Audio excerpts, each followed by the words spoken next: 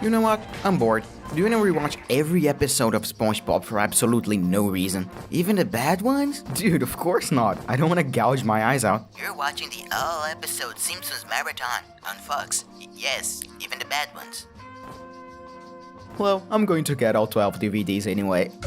After its creator, Steven Hillenburg, passed away in 2018, the SpongeBob franchise is being squeezed as hard as it can because Nickelodeon is bankrupt, both creatively and monetarily. Which is more important, of course. If you follow the cartoon news, you have seen that Nickelodeon is in the productions of 4 more SpongeBob movies. 4 more SpongeBob movies. So before we see this beloved franchise catch on fire to the point where the body is incinerated on the ground, we'll give you more reasons to be scared of these movies, because today we're going to investigate the worst of the SpongeBob universe.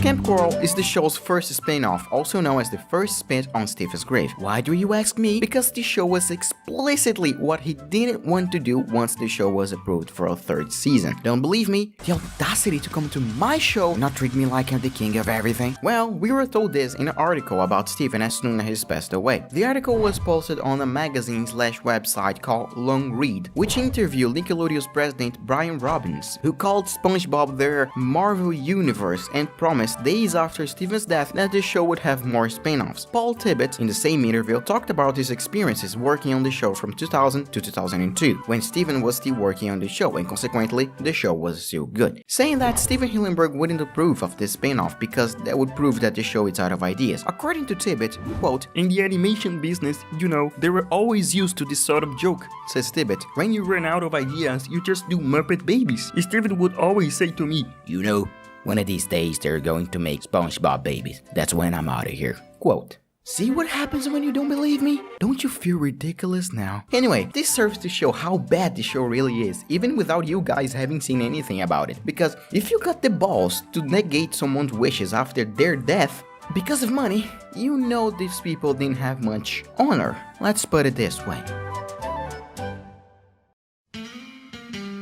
The thing is, this show is kinda similar to SpongeBob. And no, I'm not referring to the fact that the show is made with the same characters, because in that case it's kind of obvious. But the cartoon has a lot of jokes, dialogue, styles, and even certain aspects of the animations that are very similar to the newer season of the show. I don't know if that's good, because the people who wouldn't see these jokes are seeing them from the first time, or if it's bad because it shows the writers are already out of ideas, like me, doing a negative SpongeBob video.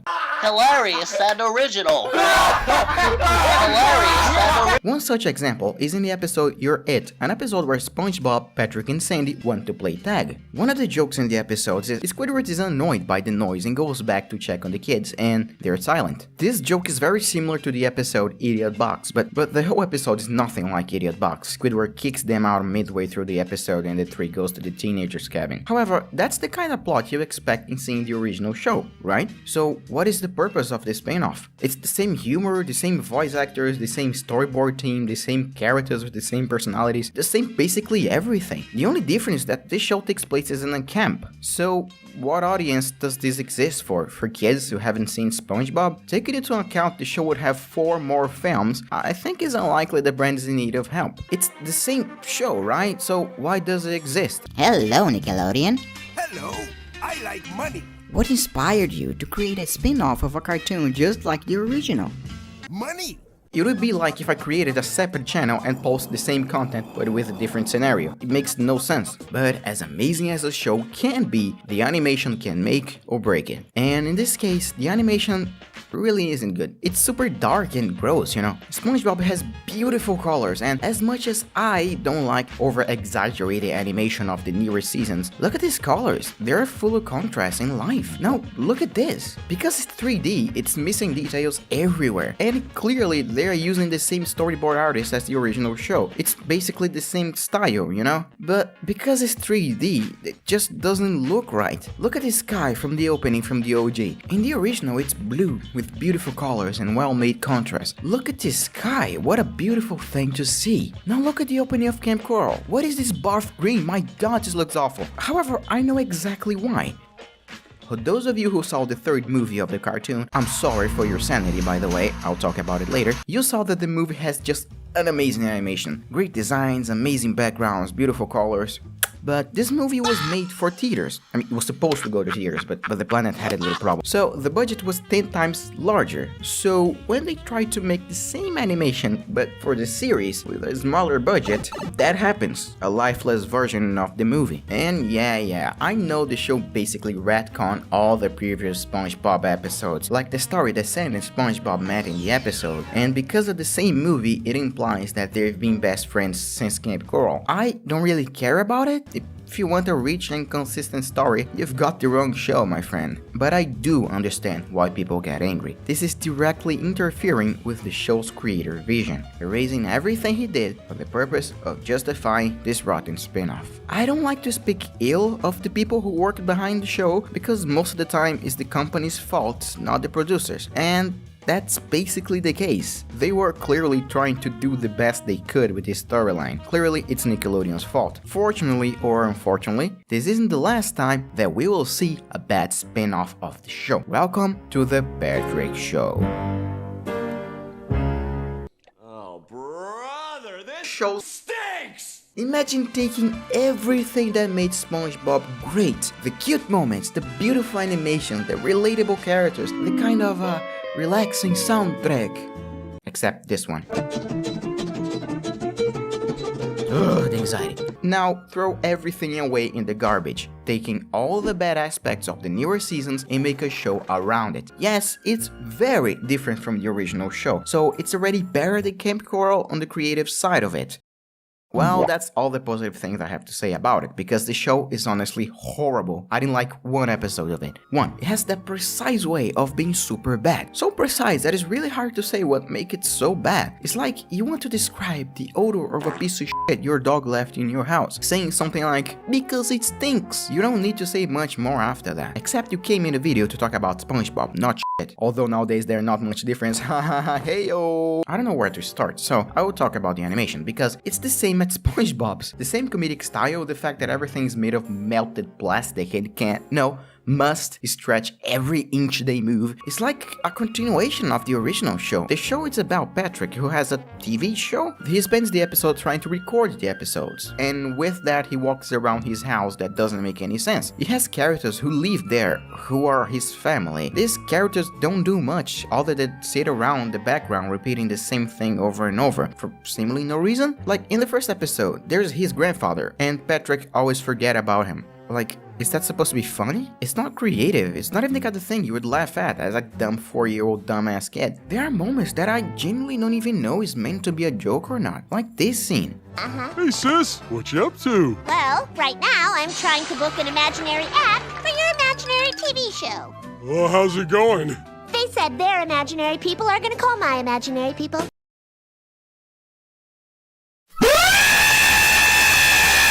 Or when they eat garbage. Like, there's no punchline. The joke is apparently just that.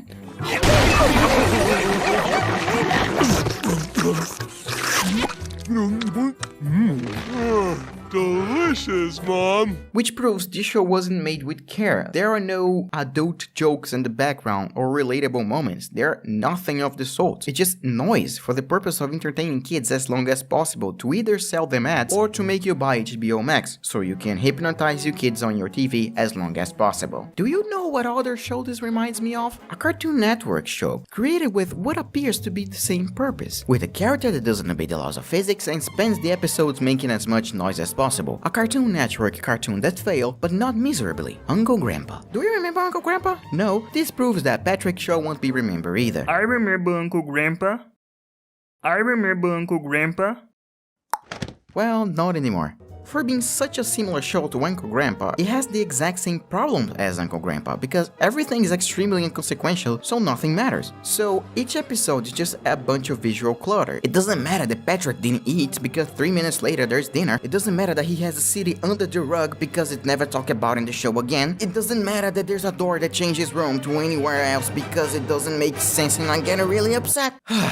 This is a show you can write without caring about the jokes, plots, characters, because nothing matters, nothing makes sense, no consequences, and nothing has reasons. This show is such a disaster that I don't like to bash the writers who made it because, like, it's their job. But this time, there's no excuse. This show is just garbage. Complete garbage. This looks like they didn't even try to make a good show. The Nickelodeon just said, hey, do it. And nobody really wanted to, so they just didn't try hard enough. Honestly, this hurts me so much because I know making a cartoon is very difficult and there's a lot of good ideas out there. Instead of greenlighting the good shows, they're just making awful spin-offs. Like, who is the target audience? This show has the same team that makes SpongeBob, so what is the purpose? They use the same characters as the original cartoon, cementing the idea that this show shouldn't exist. If I wanted a cartoon about Patrick with the same humor, animation, and characters, why not just make it a series of special episodes? Like, they kinda did that with the title Zone. I just don't get it, dude. Anyway, hi, I'm Matt, and the award for worst spin-off goes to The Patrick Show. When comparing both, The Patrick Show was the biggest disaster because Camp Coral, at least, felt a lot like the original cartoon, so they took some of the positive sides of it, while The Patrick Show tried something totally new and failed miserably. And do you know who else failed miserably? You, who haven't liked the video yet. Go ahead, transform that empty button into something full, just like I am full of sh. Hey Matt, should I slap you? What? Like Will Smith? I get it, you're not funny. Okay? There's another thing that made SpongeBob cement our childhood, and it wasn't on TV, it was on the big screen. Worst movie. The SpongeBob movie. Relax, I'm not saying the movie is bad, rather we'll just talk about the 3 movies released and organize them to know which one is worse, in my opinion. The first SpongeBob movie, also known as The SpongeBob Movie, which is no longer the movie but rather one of them, was released in 2004 during the 3rd season of the show, and this season is considered by many as one of the best seasons of the show. You can imagine that all that talent was shown in the film, right? Yes, you are right. This movie is almost perfect in every aspect, from the animation to the comedy, from the songs to the story, from the message to the new characters, everything about it, it's SpongeBob unashamed, and it feels like something big that deserved to be a movie. For those who haven't seen it yet, the story is a little more complex than you would imagine, with Plankton looking to take over Bikini Bottom by stealing King Neptune's crown and blaming Mr. Krabs, and because of that, SpongeBob decides to go to Shell City, the place where the crown was sold to.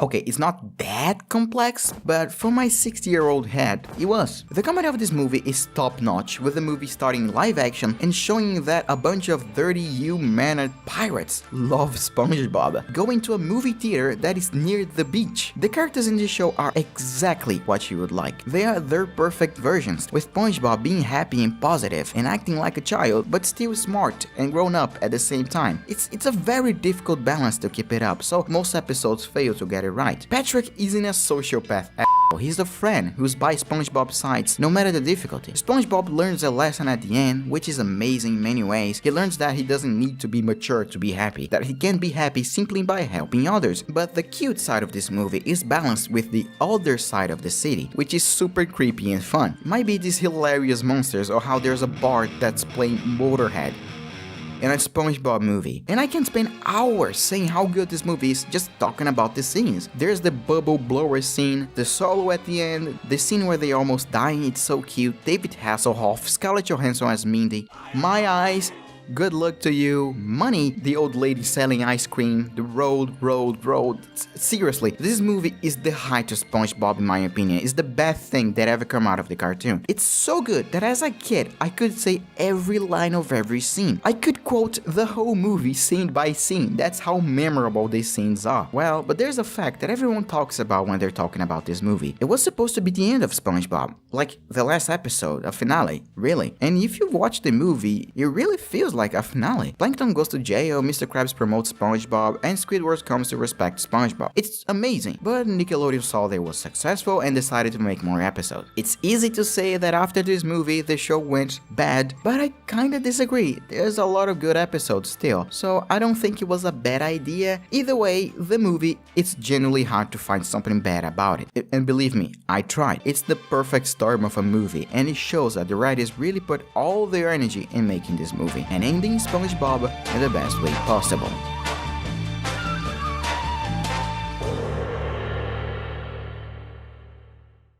SpongeBob movie, Sponge Out of Water. The second SpongeBob movie released 11 years after the first one and after the dark era of the show, season 8. Ooh. So, does that mean the movie is bad? Debatable. First, let's see what the movie's about. Well, we do have pirates, just like the first one, but it's different from the first one, in which the pirates are not essential to the plot, but a joke on top of already sensational film. Here, Antonio Banderas is a pirate who directly influences the plot. This is against everything SpongeBob did to that point, given that SpongeBob's pirates never interact with Bob himself. The pirate gets the Krabby Patty secret formula, and the whole gang goes ashore being superheroes. Yes, there's more, but it's so unnecessary and boring that I honestly don't even remember. I just saw the movie and I don't remember much of it. But the side I do remember is the movie is something more psychedelic than the others, with a lot of people saying that this movie is SpongeBob on drugs, as if the show was any normal. I'm referring to the animation, with a lot of scenes where SpongeBob is like traveling through time and you see a lot of colors. A lot of people like this effect. I kinda don't, because this isn't SpongeBob, but hey, at least it's different, you know? But it seems to me that this movie is very straightforward, you know? I cannot explain it. It's like the previous movie tried to do random things, and if it makes you laugh, it makes you laugh, so they kept it in the movie. This movie feels more like it was following a joke formula. I can't explain it, but it feels more contrived, as if it wasn't written by people who want to laugh, but by executives who are looking to make the driest, safest comedy possible to appeal to the masses. I would say the first movie feels more like Airplane, that Liam Neeson comedy movie. It's really random and makes absolutely no sense, but it's funny. SpongeBob Out of Water looks more like a Marvel movie. It makes sense, it's just not very creative or original when it comes to the joke. It looks like it was made by executives, you know? And the thing that shows this in the perfect way is the plot itself. This thing about wanting to get out of water is being done to death, and it lost its appeal, especially after the previous film did the exact same thing, only much better. How much better, you ask me? Because it's in 2D. This animation looks too bland. Seriously, other than that, and just the fact that in the end of the movie there was an awful rap, this movie is just meh. This is like the perfect movie that encapsulates the cartoon at the time, 2015. Not bad, but not great either. It's acceptable, you know? It has funny moments and a lot of really good jokes, but overall, it just doesn't feel like a necessary movie. The jokes aren't creative and most scenes take longer than they should. Honestly, if this movie didn't exist, I don't think anyone would care. The SpongeBob movie is Sponge on the Run. Where do I start? Perhaps saying that this movie is really the worst SpongeBob has ever been, because this movie is made to be a product, not to tell a good story or even to have a satisfying adventure. It just exists for the purpose of showing you a bunch of celebrities and creating that spin-off you just saw. This movie is honestly everything that made the last movie bad, multiplied by 7. I said the second movie didn't seem sincere, that all the jokes looks like they were made by a bunch of executives in a conference room. And the same thing applies here, that's pretty clear, with everything in the story being done for the character's future. It's like someone is always telling you, hey look, it's gonna get better, but not in this movie, in the upcoming SpongeBob product, so buy them, buy new SpongeBob thing. The only good part about this project is the animation, which is just gorgeous. But I'm rushing up too much. What is this movie about? Well, just like the episode Have You Seen the Snail, this story is about how Gary was kidnapped and SpongeBob goes after him. But unlike when they make a good episode, Gary doesn't get hurt by SpongeBob and runs away from home. Gary is just there and happens that a fake King Neptune that never appeared in the original show, just saying, wants Gary for his skin? If this seems forced out of the blue, you're right. This is the kind of movie that has no story progression. It's not like any of the characters did something that made the king want Gary, or anything that Gary did, or that Gary got into some adventure. No, there's no conflict, it just exists and boom, the movie starts. Compare it to the first movie. SpongeBob is denied a job, which causes him to get drunk at a bar. Meanwhile, Plankton executes a plan that can be ended by SpongeBob, but because Mr. Krabs has denied Bob his job, Bob speaks ill of him, which makes King Neptune want to end Mr. Krabs. Cause, reaction. There's none of that here. This movie is pathetic, and as soon as I saw it, I went to look up on the internet a consensus about it because I didn't like it, but I didn't want to accept it. After the hype it was, I didn't want this animation just to be in vain, and every single person said this movie is garbage. And another thing that makes this movie seem awful and insincere are the cameos. There are so many that just doesn't make sense and seem like they were just placed there as a favor or something. Because in what universe Danny Trejo and Snoop Dogg belongs in a SpongeBob movie? Keanu Reeves didn't have much to do with it, which pains me a lot, and it looks like he just put him there just to sell tickets. Unlike David Hasselhoff, who wasn't even put in the trailers, these cameos don't add anything to the movie. It's basically the same shit. They are the cameos in Modern Simpsons. It's just there for you to say, hey, I know that person, and they f***ed up the most important part of the show, the soundtrack. Why is it important? Because the sound of the show is just as important as the animation itself. Mr. Krabs walking or the sound of SpongeBob's alarm, that sort of thing reminds you of the cartoon and the fictional seafloor and world they created just for the show. They didn't use the cartoon soundtrack. Listen to this. Life in this watery metropolis. Does it make you remember SpongeBob? No, exactly. Ugh. Oh yeah, man. And the award for the worst SpongeBob movie goes to... I'm a complete asshole. Wait a second, what? And the real prize goes to SpongeBob is Sponge on the Run. This one, clearly, of the three, was done without affection in the script. It was just made as a checklist of what you have to do in order to set up the characters in the future. They didn't make a movie because they wanted to make a movie, but because they needed to justify releasing a spin-off. Yes, the animation is amazing, but the movie has no soul. You know who else doesn't have a soul? You who have seen the video so far and is still not subscribed, I mean. Go ahead, turn this red button gray and win your soul back. The worst SpongeBob episode. A Powerful Gary 3.4.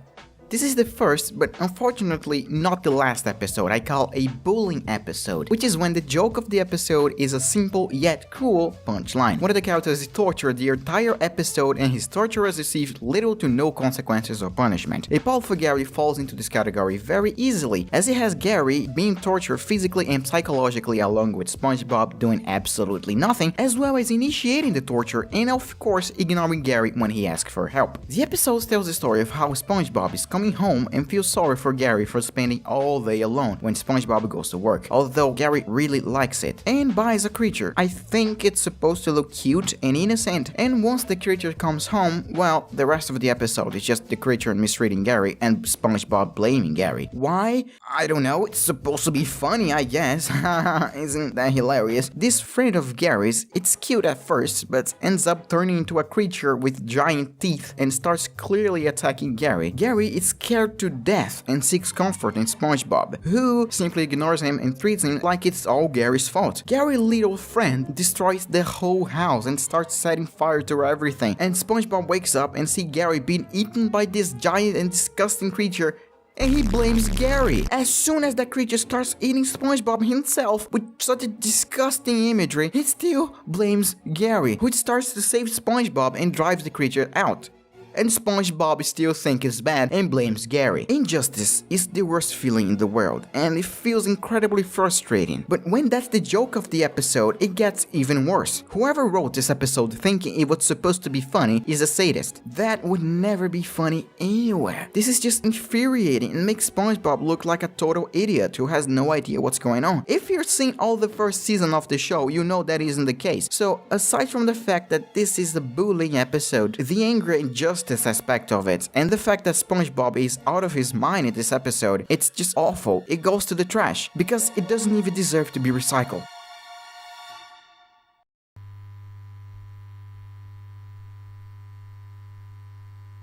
One course meal 3.7. I put this one up here because I've already talked about it quite extensively in the video for Childhood Trauma Part 1, so if you want to know why this episode is on the list, there's the video. But if you don't want to, the bottom line is, well, Plankton wants to steal the secret formula and he's almost there when Pearl appears and scares him because planktons are eaten by whales in real life. Mr. Krabs sees this as a way of torturing Plankton for no reason, waking him up at night and stalking him all day and hiding, making him look crazy and feel like he's losing his mind. Plankton then gives up on life and decides to kill himself. What? Joke? What, you really expect a child's comedy show to be funny? Nah. You will see a character who wants to kill himself. That's it.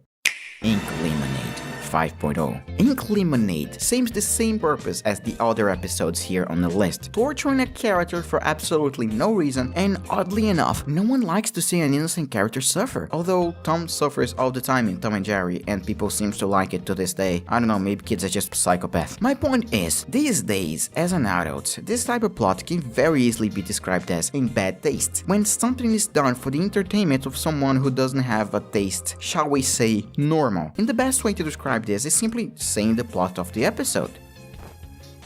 The plot is about Patrick torturing both mentally and physically Squidward.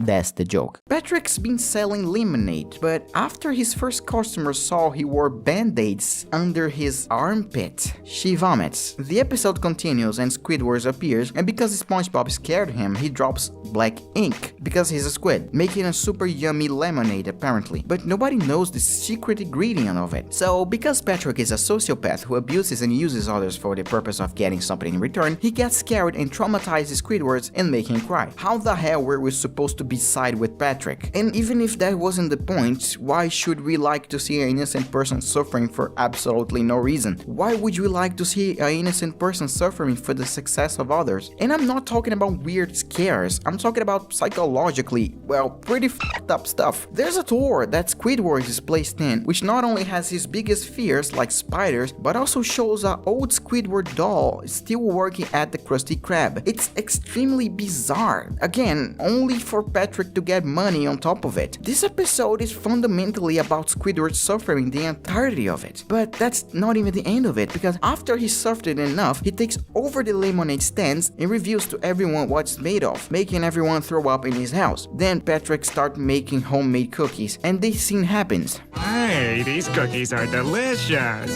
What's in them? Spider eggs!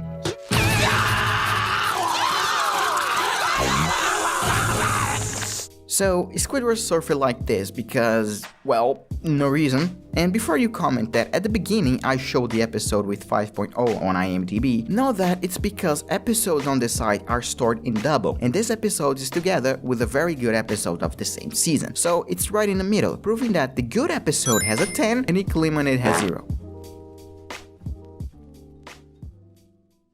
Pet Sitter Pet 5.4. One Course Meal was an episode about the abuse of Plankton. A Pal for Gary was an episode about the abuse of Gary. Pet Sitter Pet is an episode of torture about Gary again? Looks like the people who write SpongeBob hates cats, huh? The episode is simply a horrible thing to behold, being an episode where the joke is nothing but Gary suffering from hunger, fear, and abuse, and this is supposed to be the joke of the episode, Patrick torturing Gary, and if you think this is an exaggeration, wait a little while and you change your mind. Oh, my name isn't Bartholomew. But your name isn't Bartholomew. Shut it! The episode begins with Patrick being called to SpongeBob's house because SpongeBob is going to spend all day in his grandmother's house. So as soon as SpongeBob leaves, Patrick starts treating him badly almost immediately. Gary is hungry and Patrick doesn't put him food. Not only does he starve the cat, he eats all the food to the point where nothing is left.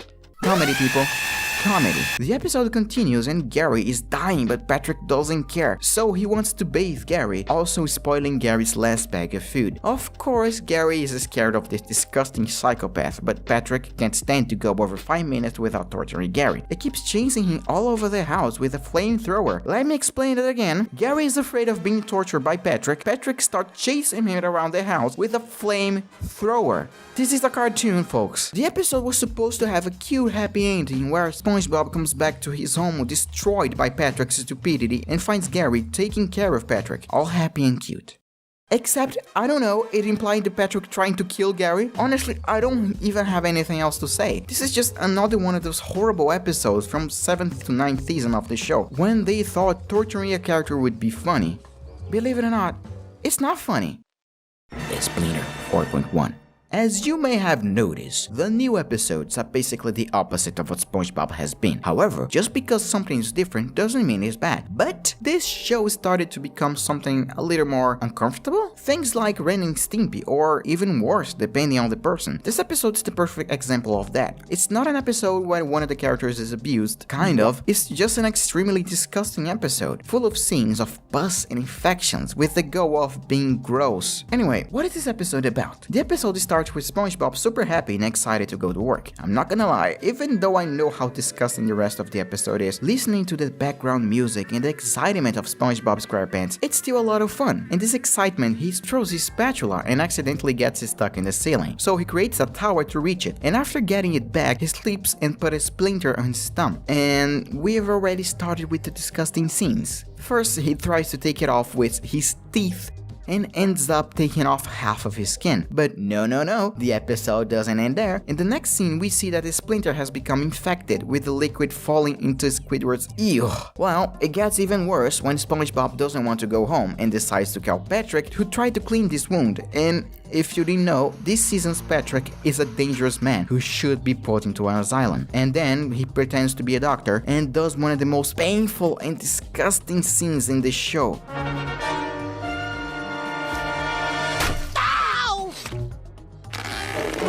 I don't have any problems showing this kind of stuff to children. I just don't like it that it's in SpongeBob. But boy, oh boy, it's not the end yet. Because Mr. Krabs discovers that SpongeBob is hurt and decides to help him by removing the splinter with this beautiful, beautiful scene.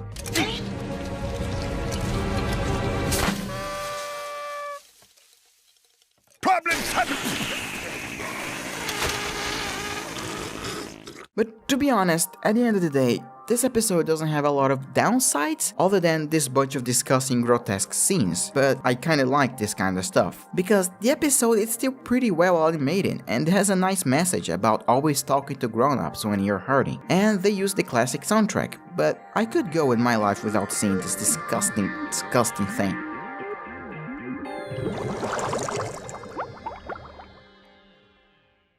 Oh hey, I'm Matt, and the worst SpongeBob episode of all time is Ink Lemonade. This episode is an embarrassment and a disgrace, taking everything SpongeBob does these days and making a very disgusting mix. It's like seeing someone being bullied. It's not fun or funny, it just makes you feel bad. I genuinely hate this episode from the bottom of my heart, being the exact opposite of what made me like SpongeBob in the first place. This episode is a disgrace to SpongeBob, and honestly, as much as I've seen horrible spin-offs and movies, at least they weren't part of the original series. Not this one. This is SpongeBob, even though deep down, it really isn't.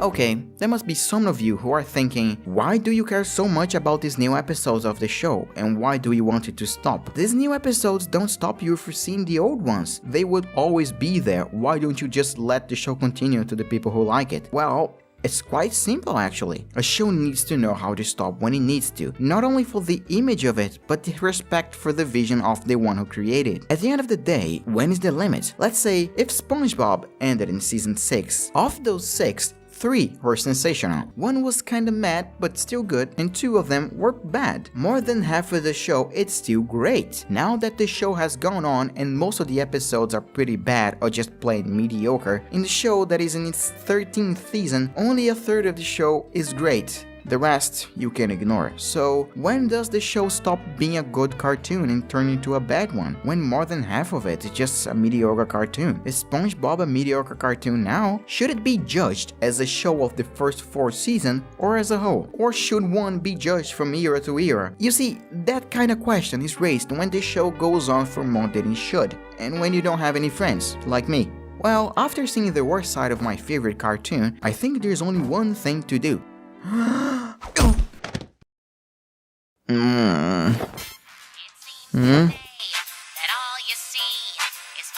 You're watching the all-episode Family Guy marathon on Fox. Yes, even the bad ones.